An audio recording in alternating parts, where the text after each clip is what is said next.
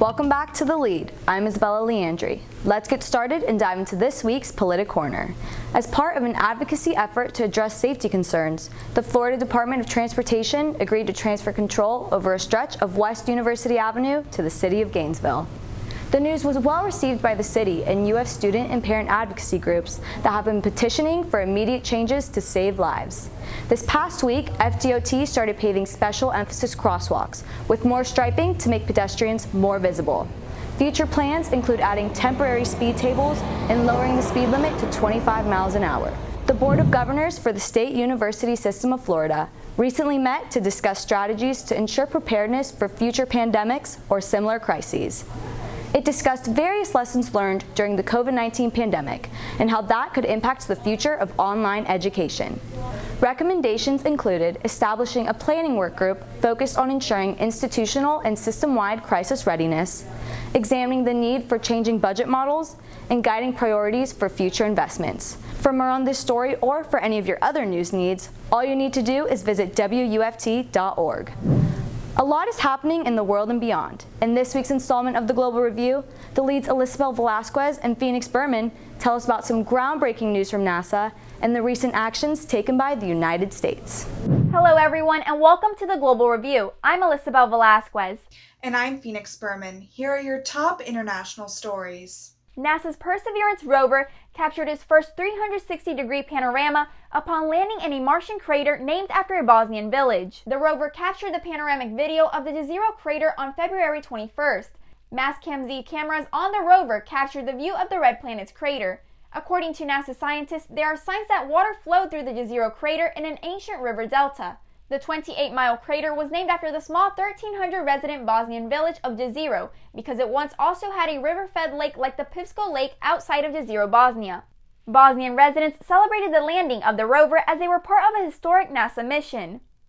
Last Thursday, President Biden authorized a U.S. airstrike in Syria targeting Iran-backed militias. In early February, a rocket attack in northern Iraq wounded 7 American and allied personnel, killing 1.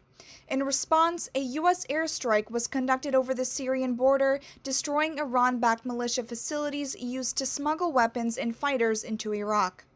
The Biden administration defends the airstrike as appropriate and legal, but several leading Democratic Congress members denounced the military action due to the lack of congressional approval. American officials state the airstrike aims to punish perpetrators but not increase tensions with Iran.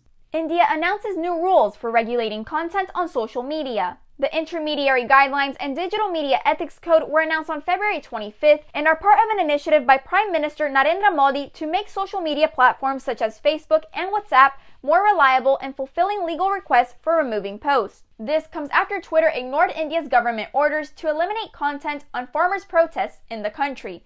The rules will require companies to remove content listed in the legal order within 36 hours of receiving a request.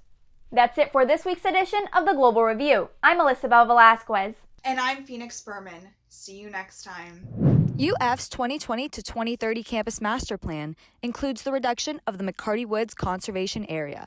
However, students are protesting to protect the natural area. The Lead's Mariana Larson gives us a first-hand look at the ongoing fight for the conservation area. At the University of Florida, students are speaking up about issues they say matter. One issue circling campus is the decision to reduce McCarthy Woods. McCarthy Woods is a conservation area on UF's campus used as a natural teaching site and research facility. The UF Board of Trustees plans to downsize the conservation area from 2.9 acres to 1 acre to construct more academic buildings on the east side of campus. Students responded to the plan with the movement to communicate the importance of the conservation area. Lucy Frank is one of the committee members. She believes UF is sending out a negative message with the new plans.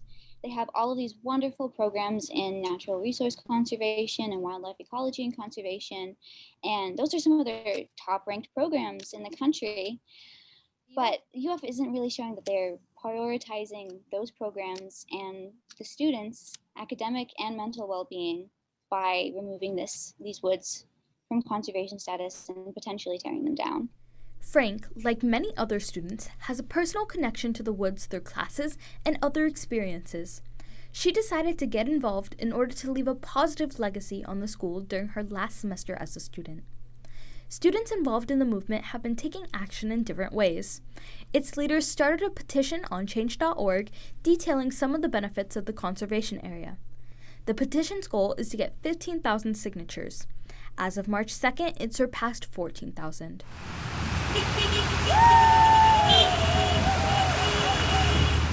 Students have also been staging protests around UF's campus to catch the attention of officials who still need to approve the reduction. Leaders from the movement say this fight is far from over, and it's not too late to join in.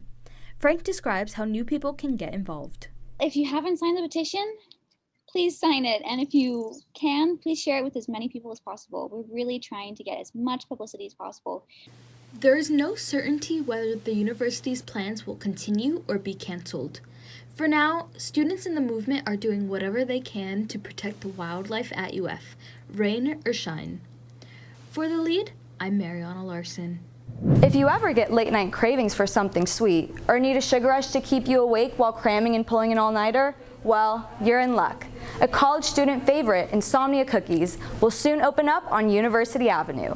It's known for warm cookies and deliveries at crazy late hours. Now it has over 100 stores strategically positioned near colleges and universities across the country. That's it for this episode of The Lead. Make sure you follow up on WUFT News on Facebook, Instagram, Twitter, and YouTube. I'm Isabella Leandri. Thanks for watching. Have an amazing day.